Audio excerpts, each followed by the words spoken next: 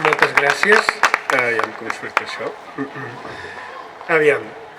Amb la CUP Alternativa hi he trobat gent amb diferents punts de vista, però amb un nexe comú que es pot explicar des d'un seguit de valors sòlids i compartits: l'esperit comunitari, el progrés i la justícia social.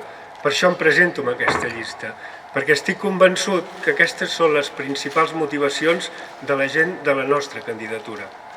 A mi m'han demanat que parli sobre urbanisme, i és clar, aquest és un d'aquells temes on la realitat material, on un bonic discurs polític es topa de cap amb la realitat material. Interessos privats, expropiacions, normatives complexes, pressupostos, índex d'edificabilitat.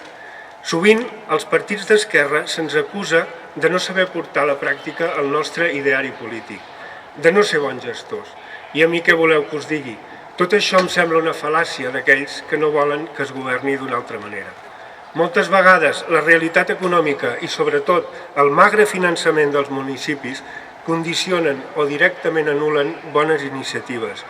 Però no ens enganyem, això passa en governs de qualsevol signe polític. I tampoc és veritat que no hi hagi marge per decidir entre tots quin model de poble volem i quines són les nostres prioritats. El model urbanístic de qualsevol poble o ciutat sempre reflecteix els canvis socials que s'hi han produït al llarg del temps, ja sigui per les diferents onades migratòries, esdeveniments històrics o per la voluntat popular vehiculada a través dels diferents governs, o també a través dels diferents moviments socials i veïnals. La cohesió social, l'accés als diferents equipaments i serveis públics, la relació que establim amb el nostre entorn natural, la manera en com anem definint la trama urbana.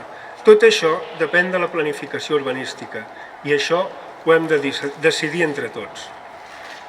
En aquest sentit, la futura residència geriàtrica és un magnífic exemple de com el nostre grup entén que ha de ser l'accés als serveis bàsics.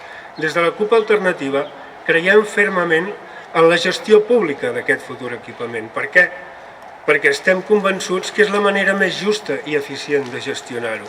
Cal excloure aquesta demanda de la gent de Llagostera de la lògica de mercat, que moltes vegades converteix els serveis assistencials i de cures en simples i lucratius negocis.